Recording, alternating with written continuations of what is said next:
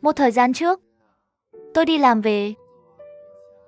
Mẹ tôi lái xe đến đón tôi. Khi tôi đang chơi điện thoại di động, chảy được vòng kết nối bạn bè mà mẹ tôi gửi sáng nay. Chúc mừng sinh nhật lần thứ 50 của tôi. Thêm vào đó là nụ cười yêu thích của người trung niên. Tôi đang nhớ ra, hôm nay là sinh nhật cậu ấy. Khi tôi còn nhỏ, bố bỏ chúng tôi vì tai nạn. Mẹ tôi đã chăm sóc tôi một mình. Mỗi năm vào sinh nhật tôi, anh ấy sẽ chuẩn bị một món quà cho tôi.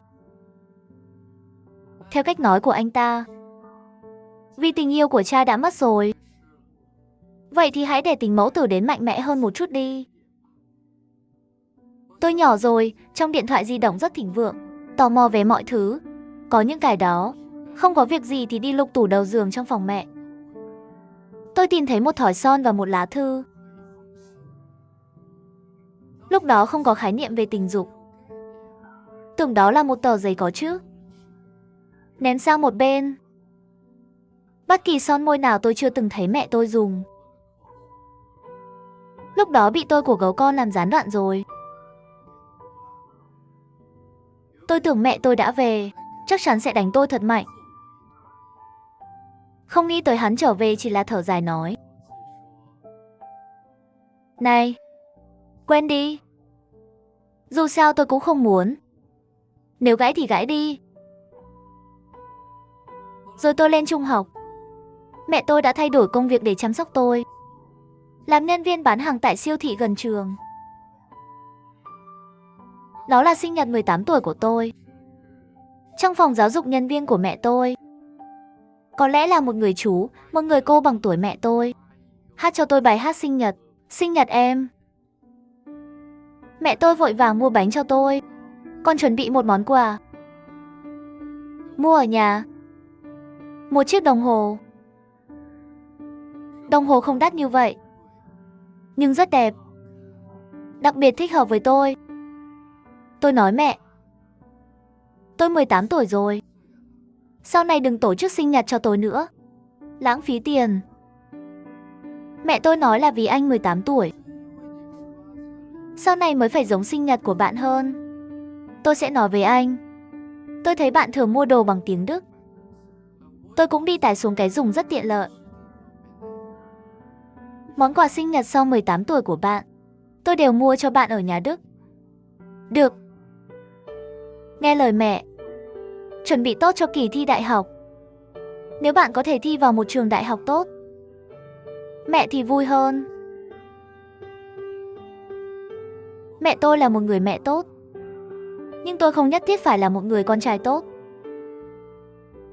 Khi kết quả kiểm tra đầu vào đại học được công bố, tôi thi rất bình thường. Nhưng ít nhất cũng có một sinh viên đại học. Tôi tưởng mẹ tôi sẽ thất vọng. Nhưng cô ấy không hề trách tôi. Cô ấy nói: "Ôi, thế này là được rồi. Đại học bạn còn có thể cố gắng hơn nữa không? Chúng ta chưa từng học đại học." Mẹ tôi là một người rất lạc quan. Người tiêu khiển sống trên thế giới này. Hạnh phúc là quan trọng nhất. Tiền nên tiêu thì phải tiêu. Nhưng trong ấn tượng của tôi, từ khi sinh ra đến khi lớn lên, anh ấy hầu như không bao giờ nghỉ ngơi. Rất ít khi mua đồ cho mình. Kiếm tiền xong rồi, tất cả đều dành cho tôi. Sau đó tôi đi ngoại thành học đại học. Mẹ tôi đã bỏ việc, mua một chiếc xe 3 bánh, bắt đầu một mình làm kinh doanh bữa sáng ở quầy hàng ven đường.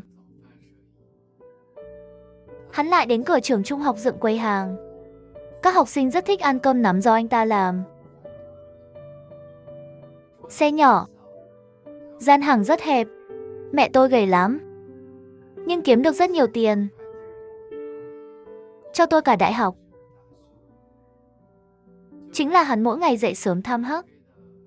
Sáng sớm thức dậy chuẩn bị cơm rất mệt. Tất nhiên tôi rất thương anh ấy, muốn giúp đỡ một chút chi phí gia đình. Vì vậy, sau giờ học, tôi đã tìm thấy một chiếc nhẫn. Kiếm được không nhiều tiền. Nhưng khi tôi nhận được khoản lương đầu tiên, tôi gửi cho mẹ tôi một phong bì màu đỏ lớn. Mẹ tôi không nhận, chỉ là nhàn nhạt nói một câu: bạn tự kiếm tiền và giữ nó cho riêng mình. Mẹ đừng. Sau này bạn sẽ sống tốt hơn một chút. Mẹ tôi rất vui. Sinh nhật 20 tuổi của tôi đến trường để ở với bạn học. Bởi vì đi học ở nước ngoài, về nhà không tốt, tôi không về nhà với mẹ tôi. Nhưng mẹ tôi nói muốn tặng quà cho tôi mỗi năm. Vẫn là tiết kiệm rắc rối.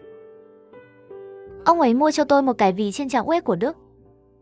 Cũng đẹp đấy. Nhưng vấn đề là tôi không có một đồng tiền mặt nào. Buổi tối tôi gọi điện cho anh ta nói: mẹ, vậy bây giờ đều dùng điện thoại di động thanh toán rồi, ai còn dùng ví tiền? Mẹ tôi nói: khi tôi hẹn hò với bố anh, tôi tặng cô ta ví tiền. Cô không thích à? Tôi nhanh chóng giải thích: ồ, tôi thích nó.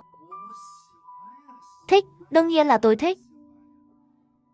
Bạn tặng tôi chắc chắn sẽ thích. Chẳng mấy chốc, 4 năm đại học trôi qua, tôi không chọn thi tuyển sinh, mà là đi thẳng tìm việc làm. Chỉ vì lý do mặt nạ. Công việc đặc biệt khó tìm. Tôi ngồi xổm ở nhà nửa năm. Mẹ tôi cũng không trách tôi. Sau đó thả tôi ra đi tìm việc làm. Tôi muốn tìm một công việc gần nhà để ở với mẹ tôi. Nhưng mẹ tôi cũng vô số. Bạn tìm việc thì tìm việc sao? Cô quan tâm tôi làm gì? Tôi chưa già đâu. Tìm một công việc phù hợp với bạn. Để tôi yên. Hy vọng sau này, tôi ở quận lỵ, tìm được một công việc với mức lương khá. Nhà cũng không xa lắm. Thường xuyên phải đi công tác nước ngoài. 24 tuổi, tôi tốt nghiệp năm đầu tiên đi làm. Nhận được khoản lương đầu tiên. Không nhiều, chỉ vài nghìn thôi. Chuyển một nửa cho mẹ tôi để trợ cấp cho gia đình. Không ngờ lần này, mẹ tôi đã nhận nó vì thiếu điện. Hắn vui mừng nói: này, cái này nên tiêu tiền phải tiêu. Tiền nên thua cũng phải nhận. Con trai tôi lớn lên có thể kiếm tiền. Mẹ rất vui. Một thời gian trước, tôi đi làm về. Mẹ tôi đến nhà ga đón tôi. Khi tôi đang chơi điện thoại di động, chạy đến vòng kết nối bạn bè anh ấy gửi sáng nay. Chúc mừng sinh nhật lần thứ 50 của tôi. Thêm vào đó là nụ cười yêu thích của người trung niên. Tôi không quên sinh nhật anh ấy. Thực ra là nhiều ngày trước đây tôi đã suy nghĩ rồi. Từ nhỏ đến lớn đều là mẹ tổ chức sinh nhật cho tôi. Tôi chưa bao giờ tổ chức sinh nhật cho cô ấy.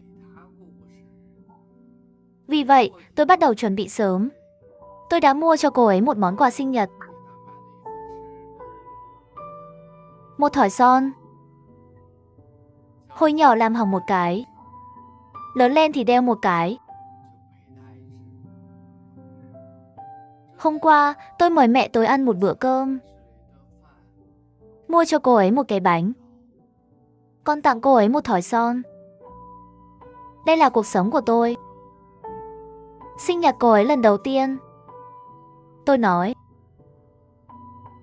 mẹ, tôi đã làm hỏng son môi đó khi tôi còn nhỏ. Bạn có thể vứt đi. Đồ cũ để làm gì? Mẹ tôi mỉm cười và nói: vậy không được đâu. Son này tôi chết rồi cũng sẽ không vứt đâu. Ông ấy nói khi tôi hẹn hò với bố anh. Món quà sinh nhật đầu tiên anh ấy tặng tôi, bạn biết không? Tôi không thể làm mất được. Tối qua sau khi về nhà, trong tủ đầu giường của mẹ tôi, tình dục lãng mạn mà tôi không quan tâm khi còn nhỏ, tôi mở ra. Về bản chất thưa ngài, Tiểu Mai, hôm nay là sinh nhật 23 tuổi của bạn. Cũng là sau khi chúng ta ở bên nhau, sinh nhật đầu tiên của em. Tôi là người thô lỗ, không biết lấy cái gì để làm bạn vui. Nghe lão Trương nói, tặng son cho con gái là đúng rồi. Thế là tôi mua một cái tặng bạn. Hy vọng bạn có thể thích. Mỗi sinh nhật bạn có sau này, tôi phải chuẩn bị một món quà tặng bạn. Bởi vì em muốn ở bên anh mãi mãi. Công trường rất mệt. Em nhớ anh.